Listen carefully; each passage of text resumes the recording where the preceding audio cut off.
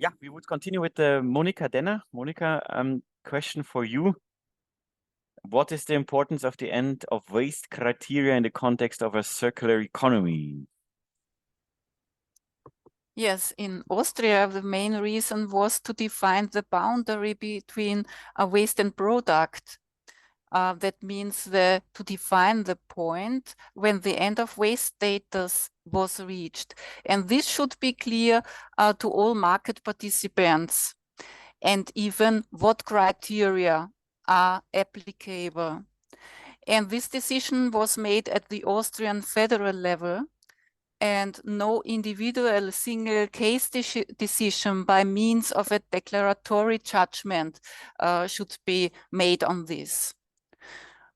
So we have established rules to distinguish between waste or product. And the main focus was also to have the quality in control, to have no negative impact, and the quality was to be equal to non-waste derived product streams.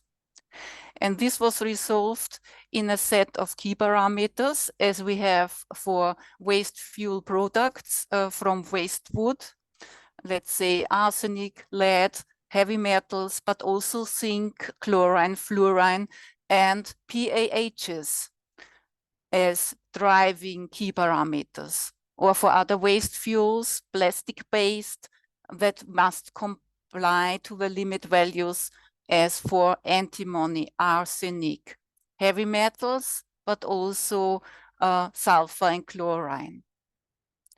And we resolved it by the Austrian Waste Incineration Ordinance. Austria notified this criteria by the European Union, and our set comprehends sampling, sample preparation, determination method, limits, values, and also compliance criteria based on the statistical concept of no outlier is allowed to be eliminated. You have to present all values you have, but the set is based on statistical robust parameters as median and 80th percentile. And so solid recovered fuels are largely produced and traded as waste. And in Austria, now the end of waste criteria is legally admitted based on a compliance with well-defined rules for the fuel production process, quality and end use. And of course, this promotes resource efficiency, industrial synergies, and this also promotes a circular economy. And you can see it on the data for Austria. Yeah, super. Thank you very much.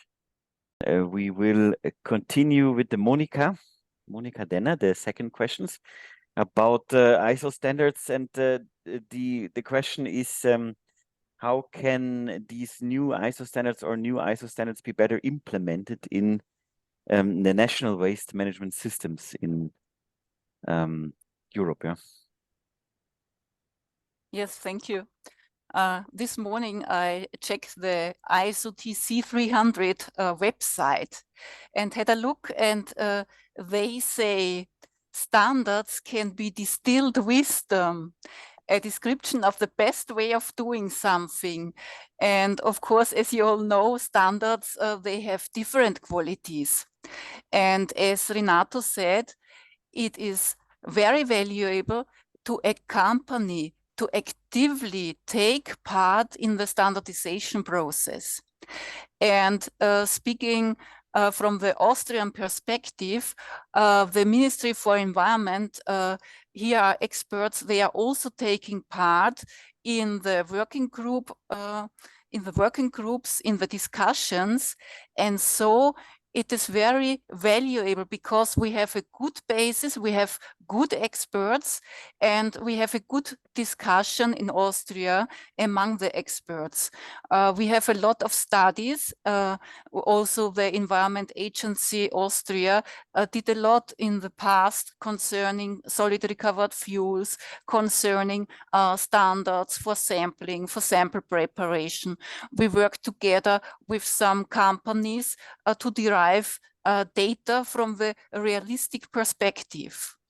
And so the advantage is ISO-EN standards are internationally agreed by experts. They can provide a good basis for the development of further national and international regulation. And so we can also finally save time.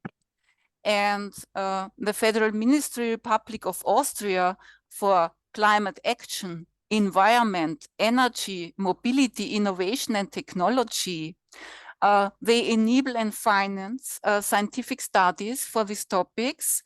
And speaking about the waste incineration ordinance, it is a bit complicated to calculate median and 80th percentile.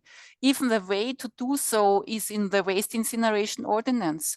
But our ministry also provides macros and forms to assist the applier to have an easier way of calculating these statistical things. And what another part is, we have standards, but standards are the basis. And so we also need experts that also take part in the legislation processes. And finally, national regulation comes up, as for example, the waste incineration ordinance that refers to standards. And this is a final step.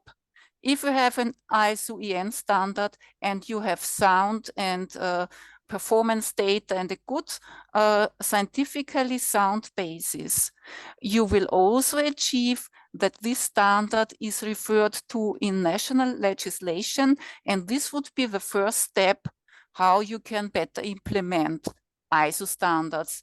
Even standards like the element determination, or what we are discussing also, the recycling index, to address these standards in the ordinance for waste incineration, for example. This is the first step. Yeah, thank you very much for this answer.